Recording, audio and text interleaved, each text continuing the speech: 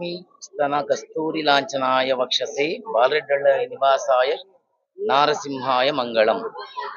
ಈ ಬಾಲರೆಡ್ಡಳ್ಳಿ ದೇವಸ್ಥಾನದ ಪ್ರಧಾನ ಅರ್ಚಕರು ಗಂಗರೆಡ್ಡಿಯಾದ ನಾವು ಹೇಳುವುದೇನೆಂದರೆ, ಸುಮಾರು 500-600 ವರ್ಷಗಳಿಂದ ಇರುವಂತಹ ಈ ದೇವಸ್ಥಾನದ ಇತಿಹಾಸ, ಶ್ರೀ ಬಾಲಪ್ಪ ತಾತ ಎಂಬುವರು ಜ್ವಾಲಾರ ಬೆಟ್ಟದಲ್ಲಿ ಹೋಗಿ ತಪಸ್ಸು ಮಾಡಿ ತಂದು ಪ್ರತಿಷ್ಠಾಪನೆ ಮಾಡಿ ತದನಂತರ ಇಲ್ಲಿ ಜೀವ ಸಮಾಧಿಯಾಗಿರುತ್ತಾರೆ.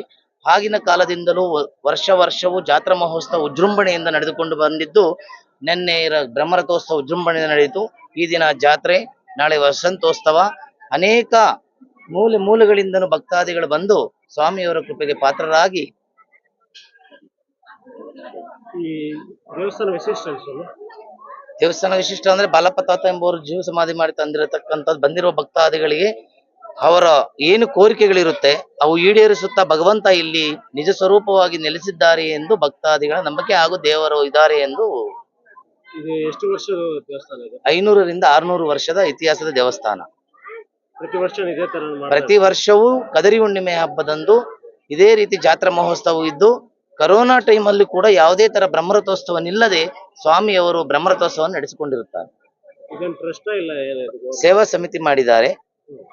ನಾವು ಮೂಲ ಬಾಲಪ್ಪ ತಾತ ಮಕ್ಕಳಾದಂತಹ ನಾವು ಮೂಲ ಪೂಜಾರಿ ಅದು. ನಾವು ಇಲ್ಲಿ ಪೂಜೆ ಮಾಡ್ತೀವಿ. ಮಠ ಏನಿಲ್ಲ. ಎಲ್ಲರಿಗೂ ಮೊದಲನೇದಾಗಿ ನಮಸ್ಕಾರ. ಕಳೆದ ದಿನ ಮತ್ತು ಈ ದಿನ ನಮ್ಮ ಬಾಲರೆಡ್ಡಳ್ಳಿ ಶ್ರೀ ಲಕ್ಷ್ಮೀ ನರಸಿಂಹಸ್ವಾಮಿ ಬ್ರಹ್ಮೋತ್ಸವ ಕಾರ್ಯಕ್ರಮ ತುಂಬಾ ಅದ್ದೂರಿಯಾಗಿ ನಡೀತು. ಕಳೆದ ದಿನ ಗ್ರಹಣ ಇರುವಾಗಲೂ ಸಹ ಗ್ರಹಣಕ್ಕಿಂತ ಮುಂಚೆನೆ ರಥೋತ್ಸವ ತುಂಬಾ ವಿಜೃಂಭಣೆಯಾಗಿ ನಡೀತು. ಅದಕ್ಕೆ ಸಹಕರಿಸಿದಂತ ನಮ್ಮ ದೇವಾಲಯದ ಎಲ್ಲ ಟ್ರಸ್ಟ್ನ ಸದಸ್ಯರಿಗೂ ವಂದನೆಗಳು. ವಿಶೇಷವಾಗಿ ಈ ಒಂದು ನಮ್ಮ ದೀಪಳ್ಳಿ ಹೋಬಳಿ, ಮಂಚನಹಳ್ಳಿ ಹೋಬಳಿಯ ತಾಲೂಕಿನ ಕೆಲವು ಹಳ್ಳಿಗಳಿಗೆ ಮತ್ತು ಕೆಲವು ಜನಗಳಿಗೆ ತುಂಬಾ ವಿಶೇಷವಾದಂತ ದೇವಸ್ಥಾನ ಇದಾಗಿದೆ. ಹಾಗಾಗಿ ಹಳೆ ದೇವಸ್ಥಾನ, ಪುರಾತನ ದೇವಸ್ಥಾನ ಇದು ತುಂಬಾ ಅದ್ಭುತವಾಗಿ ಮೂಡಿಬಂತು. ಕಳೆದ ವರ್ಷದಿಂದ ಈ ವರ್ಷ ಇನ್ನೂ ಅದ್ಭುತವಾಗಿ ಮೂಡಿಬಂತು. ಹೆಚ್ಚಿನ ಜನಸಂಖ್ಯೆಯಲ್ಲಿ ಜನರು ಬಂದು, ಭಕ್ತಾದಿಗಳು ಬಂದು ದೇವರ ದರ್ಶನವನ್ನು ಪಡ್ಕೊಂಡು ಒಳ್ಳೆ ರೀತಿಯಾಗಿ ನಿರ್ವಹಿಸಿತು. ವರ್ಷ ಇಲ್ಲಿ ಮಾಡ್ತಾ ಇದ್ರ ಸರ್? ಕಳೆದ ವರ್ಷನೂ ಮಾಡಿದೆ, ಈ ವರ್ಷನೂ ಮಾಡಿದೀವಿ ಸರ್. ಸಂಕಲ್ಪ ಟ್ರಸ್ಟ್ ಇಂದ ಏನೇನು ಸೇವೆಗಳು ಮಾಡ್ತೀರಾ ಸರ್? ಸಂಕಲ್ಪ ಚಾರಿಟಬಲ್ ಟ್ರಸ್ಟ್ ಇಂದ ಎರಡೇ ಉದ್ದೇಶಗಳು: ಎಜುಕೇಶನ್ ಅಂಡ್ ಹೆಲ್ತ್. ಎಜುಕೇಶನ್ಗೆ ಏನೆಲ್ಲ ಬೇಕೋ ಅದೆಲ್ಲ ಮಾಡಿದೀವಿ, ಹೆಲ್ತ್ಗೂ ಏನೆಲ್ಲ ಬೇಕೋ ಅದೆಲ್ಲ ಮಾಡಿದೀವಿ. ಇನ್ನ ಮುಂದೆ ಸಹ ಭಗವಂತ ಎಲ್ಲಿ ತನಕ ನಮ್ಮ ಆಯುಷ್ಕಾಲ ಗಟ್ಟಿಯಾಗಿ ಕೊಡ್ತಾನೆ ಅಲ್ಲಿ ತನಕ ಮಾಡ್ಕೊಂತ ಹೋಗ್ತಾ ಇರ್ತೀವಿ ಸರ್. ಇದು ಗೌರಿಬಿದನೂರು ತಾಲೂಕಲ್ಲ ನೀವು ಮಾಮೂಲಾಗಿ ಸೇವೆ ಮಾಡೋದು? ಹೌದು. ಇದು ಮತ್ತೆ ಚಿಕ್ಕಬಳ್ಳಾಪುರ ತಾಲೂಕು ಬರುತ್ತೆ ಸರ್. ಇದು ಬಂದು ನಮ್ಮ ಏನಂತಾರೆ ಅದನ್ನ, ನಮ್ಮ ಮನೆ ದೇವರು ಇದು. ಆಕ್ಚುಲಿ ಇದು ನಮ್ಮ ಮನೆ ದೇವರು, ಲಕ್ಷ್ಮೀ ನರಸಿಂಹಸ್ವಾಮಿ ನಮ್ಮ ಮನೆ ದೇವರು. ಹಾಗಾಗಿ ನಮ್ಮ ತಾತನ ಕಾಲದಿಂದ ಹಿಡಿದು ನಮ್ಮ ತಂದೆ ಕಾಲವರೆಗೂ ನಾವು ಇಲ್ಲಿ ಬಂದು ಒಂದು ಪ್ರಸಾದ ತರ ಒಂದು ತೀರ್ಥದ ಕಾಯಿ ಮಾಡಿಸ್ಕೊಂಡು ಮನೆಗೆ ತಗೊಂಡೋಗ ಕಾಯಿ ಹೊಡೆದು ಮನೆಯಲ್ಲಿ ಭಕ್ತಿಯಿಂದ ಪೂಜೆ ಮಾಡಿ ನಂತರ ಊಟ ಮಾಡ್ತಿದ್ವಿ. ಈಗ ವಿಭಿನ್ನವಾದಂತ ಶೈಲಿಗಳು ಬಂದು ಸ್ವಲ್ಪ ಬದಲಾವಣೆ ಆಗಿದೆ. ರಾಜಕೀಯ ಬರೋ ಚಾನ್ಸಸ್ ಇದೆಯಾ ಮುಂದೆ ನೀವು? ಸರ್, ಅದು ನನ್ನ ಕೈಯಲ್ಲಿಲ್ಲ. ಆದ್ರೆ ನಾನು ಮಾಡುವಂತ ಸೇವೆಗಳು ಮಾತ್ರ ನನ್ನ ಕೈಯಲ್ಲಿದೆ. ಖಂಡಿತ ಮಾಡ್ತಾ ಇರೋಣ. ಭಗವಂತ ಜನರ ಆಶೀರ್ವಾದ ಯಾವಾಗ ಯಾವ ರೀತಿ ಆದ್ರೂ ಬರ್ಬೋದು. ಬಂದಾಗ ಖಂಡಿತ ಅದನ್ನ ನಿರ್ವಹಿಸ್ತೀನಿ ಸರ್. ರೀಸೆಂಟ್ ಆಗಿ ಎಲ್ಲ ಮಕ್ಕಳಿಗೆಲ್ಲ ಪೆನ್ಸಿಲ್ಸ್ ಇವೆಲ್ಲ ಕೊಟ್ಟಿದ್ದಾರಲ್ಲ, ಪೆನ್ಸಿಲ್ಸ್ ಎಲ್ಲ? ಹೌದು ಸರ್. ಯಾಕೆ ಅಂದ್ರೆ ನಮ್ಮ ಗೋರಿದ್ನೂರು ತಾಲೂಕು, ಇಡೀ ನಮ್ಮ ಗೋರಿದ್ನೂರು ತಾಲೂಕಿನಾದ್ಯಂತ ಸರ್ಕಾರಿ ಪ್ರಾಥಮಿಕ ಪ್ರೌಢಶಾಲೆಗಳಿಗೆ ಮಾತ್ರ ಕೊಟ್ಟಿರೋದು.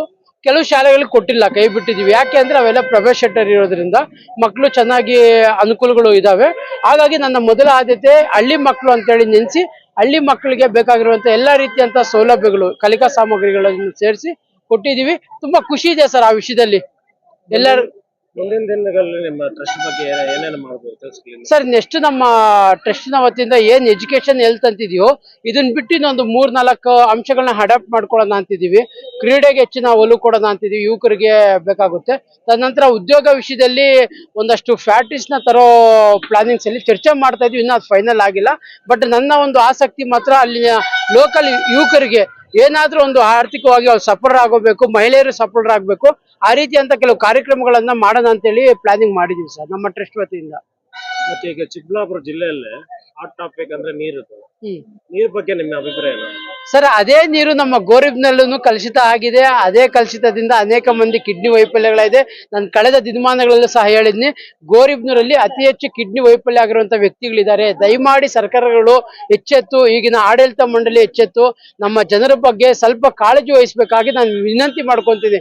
ಯಾಕಂದ್ರೆ ಮುಂಚೆನೇ ನಾನು ಹೇಳಿದ್ನಿ, ಯಾವುದೋ ನೀವು ಕೋಟಿಗಳ ಗಟ್ಟೆ ರಸ್ತೆಗಳಿಗೆ ಹಾಕಿದ್ರೆ ಏನು ಪ್ರಯೋಜನ ಇಲ್ಲ ನನ್ನ ಲೆಕ್ಕಾಚಾರದಲ್ಲಿ. ನೀವು ದಯಮಾಡಿ ಆರೋಗ್ಯಕ್ಕೆ ಇನ್ವೆಸ್ಟ್ಮೆಂಟ್ ಮಾಡಿ, ಅದ್ರ ಜೊತೆಗೆ ಉದ್ಯೋಗಕ್ಕೆ ಇನ್ವೆಸ್ಟ್ಮೆಂಟ್ ಮಾಡಿ, ಅದ್ರ ಜೊತೆಗೆ ಶಿಕ್ಷಣಕ್ಕೆ ಇನ್ವೆಸ್ಟ್ಮೆಂಟ್ ಮಾಡಿ ಅಂತ ನಾನು ಹೇಳ್ತೀನಿ ಸರ್. ಮತ್ತೆ ಇಷ್ಟು ದಿನಗಳಿಂದ ರಾಜಕೀಯ ನಾಯಕರು ಯಾರು ಇದ್ರ ಬಗ್ಗೆ ಸ್ಪಂದಿಸ್ತಾ ಇಲ್ಲ, ಅದ್ರ ಮೇಲೆ ಅಭಿಪ್ರಾಯ? ಸರ್ ನಾನು ಒಂದಷ್ಟು ಅಧಿಕಾರಿಗಳನ್ನ ಸಂಪರ್ಕ ಮಾಡಿದ್ದೀನಿ ಈ ವಿಷಯದಲ್ಲಿ. ಅಧಿಕಾರಿಗಳು ಹೆಂಗಂದ್ರೆ ಪಾಪ ಕೈಗೊಂಬೆಗಳು, ಈಗಿನ ಆಡಳಿತ ಪಕ್ಷದ ಕೈಗೊಂಬೆಗಳಾಗಿದ್ದಾರೆ. ಹಾಗಾಗಿ ನಾವು ಅವ್ರನ್ನ ಏನು ಹೆಚ್ಚಾಗಿ ಒತ್ತಡ ಹಾಕೋಂಗಿಲ್ಲ. ಇಲ್ಲ ಸರ್, ಸದ್ಯಕ್ಕೆ ಈಗ SLC ಮತ್ತು PUC ಮಕ್ಕಳದು ಎಕ್ಸಾಮ್ಸ್ ಇದೆ.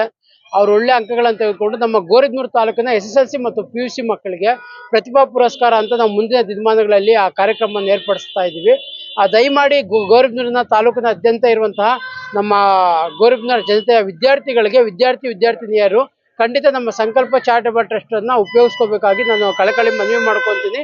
ಇದ್ರ ಜೊತೆಗೆ ಆರೋಗ್ಯದ ವಿಷಯದಲ್ಲಿ ದಯಮಾಡಿ ಗೋರಿಬ್ನೂರು ಜನತೆಯವರು ಆರೋಗ್ಯದ ಬಗ್ಗೆ ಹೆಚ್ಚಿನ ಒಲವು ತೋರ್ಬೇಕಂತ ನಾನು ಹೇಳ್ತೀನಿ ಸರ್. ನನ್ನ ಹೆಸರು ಕಾಂತರಾಜು C ಅಂತ ಇದೆ, ಡಿಪಳ್ಳೆ ಗ್ರಾಮದವರು. ಹಾಗಾಗಿ ಗೋರಿಬ್ನೂರು ತಾಲೂಕಿನ ಹುಡುಗ ಆಗಿದ್ದೀನಿ ಸರ್.